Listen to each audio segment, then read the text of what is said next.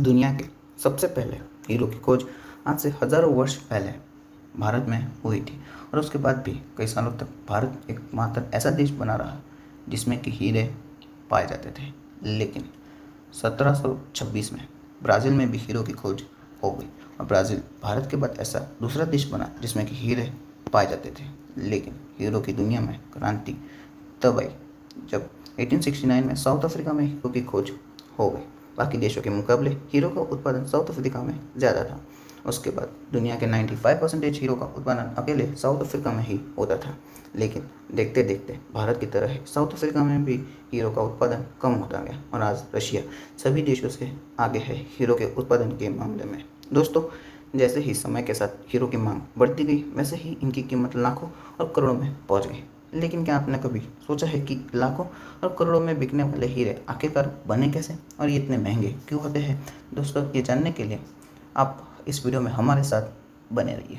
दोस्तों, हीरे धरती के नीचे 160 किलोमीटर, जहाँ पर तापमान बहुत ही ज़्यादा गर्म होता है, वहाँ पर बनते हैं। इतनी गहराई में जो कार्बन मौजूद होता है, जब उस पर लाखों टन पत्थरों का दबाव पड़ता है और वो भी इतने गर्म तापमान में, तब जो कार्बन के पार्टिकल्स होते हैं वो इतनी मजबूती के साथ एक दूसरे के साथ जुड़ जाते हैं और वो हीरे का रूप धारण कर लेते हैं और ज्वालामुखी के द्वारा ये हीरे धरती की ऊपरली सतह पर पहुंच जाते हैं और वहाँ पर इंसानों के द्वारा खुदाई कर कर इनको निकाला जाता है।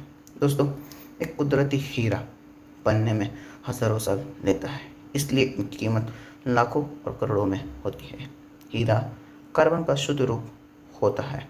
अगर हीरे को ओवन में रखकर 750 डिग्री सेल्सियस से ऊपर गर्म किया जाए तो ये कार्बन डाइऑक्साइड बनकर हवा में घुल जाता है तथा पीछे कोई राख वगैरह नहीं छोड़ेगा। घनों से लेकर हैवी इंडस्ट्रीज़ में हीरे का इस्तेमाल किया जाता है, इसलिए हीरे की मांग आसमान छूती जा रही है। इसी मांग के कारण कुछ साल पहले वैज्ञानिकों ने हीरा बनाने की तकनीक निकाल ली और इस तकनीक के द्वारा बनाए गए हीरो का सिंथेटिक डायमंड कहा जाता है। दोस्तों, सिंथेटिक डायमंड्स के लिए ऐसी मशीनों का इस्तेमाल किया जाता है जिनमें कार्बन को रख दिया जाता है और वो भी बहुत ज़्यादा गर्म तापमान में। सिंथेटिक डायमंड बनाने में 2 हफ्ते से 4 हफ्ते का वक्त लेते हैं। सिंथेटिक डायमंड हूबहू कुदरती डायमंड्स की तरह ही होते हैं, जिस वजह से उनमें पहचान करना बहुत ही ज़्यादा मुश्किल होता है। दोस्तों, चाहे वे कुदरती हीरा हो या फिर सिंथेटिक डायमंड, ये पहले दिखने में इतने खूबसूरत नहीं होते हैं। इनकी पॉलिश और कटिंग की जाती है, जिसके बाद में ये अपना सुंदर रूप धार लेते हैं और उसके बाद इनको लाखों और करोड़ों में के दाम पर मार्केट में बेच दिया जाता है। दोस्तों, ज़्यादातर कुदरती डायमंड्स रशिया, बोट्सवाना,